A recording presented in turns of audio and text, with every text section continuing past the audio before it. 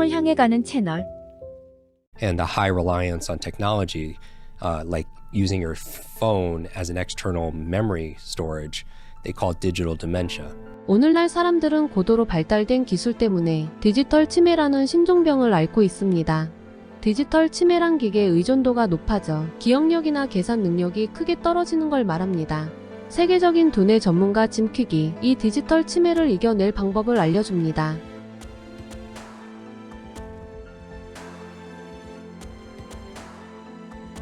You started the quick learning in 2001 when you were 28 years old.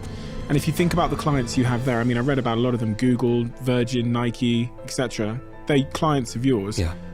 At the very heart of it, the core of it, why? Why are they coming to you? What is the benefit, the why, as you call it, that people are seeking? I think people tend to come to us because they're struggling with distraction, with memory loss, with overload, right? And anxiety from information anxiety. They're drowning information. I think people who come to me realize that their ability to learn and translate that learning into action is an incredible competitive advantage in a world where there's lots of distraction, there's lots of overload, there's lots of technology that would make our life easier, but it also, in some ways, while it's convenient, could also cripple us in a way that we're not using our mental faculties as much as, just like, my shirt here says use it, right? It's like use it or lose it. And the high reliance on technology, like using your phone as an external memory storage, they call it digital dementia. It's a new term in healthcare. Digital dementia is the high reliance on technology to store information that you would normally have to store in your brain, but now that you don't have to do it, not everybody is exercising those parts of our brain to keep our memory sharp. And so I think that a lot of times we get used to just listening to a podcast or watching a YouTube or reading a book, and then we feel like our lives are different because of just that process. And I just want to remind everybody, for every hour you spend listening to a podcast, I would challenge everybody to spend an equal hour putting that into play. And one of the ways you could do that as you're listening to something is ask yourself 3 dominant questions. For me is, how can I use this? So I'm obsessed with this question, how can I use this?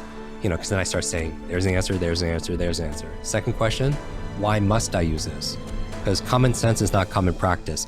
Your listeners have probably forgotten more about life-changing transformation, health, wellness, business than most people in their lives come across.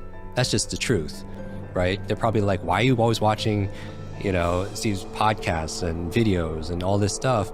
Because sometimes family and friends don't want to lose you and they want to kind of keep you in a certain place. But if you ask yourself, why must I use this? And you get into head, heart, and then hands, then you have this incredible purpose and drive. And then another question I ask besides how can I use this, why must I use this, is when will I use this? I think one of the most important productivity performance tools we have is our calendar. But you'll see people will schedule investor meetings, they'll schedule team calls, sales meetings, whatever, doctor's appointments, but they're not always scheduling their execution of things that they read from that business book or something that they watched.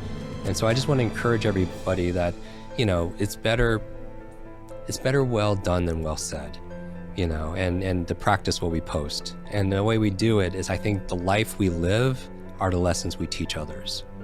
The life we live are the lessons we teach. Because you're absolutely right that people could say something, but it's better to show it. It's not one thing to promise it, it's another to prove it, right? Especially in the world that we are today. 현재 기술에 길들여져서 점점 퇴보하는 자신이 보이시나요? 스스로에게 질문을 던져보세요. 그리고 끊임없이 노력해보세요. 그러면 남들보다 우월한 위치에 있을 겁니다.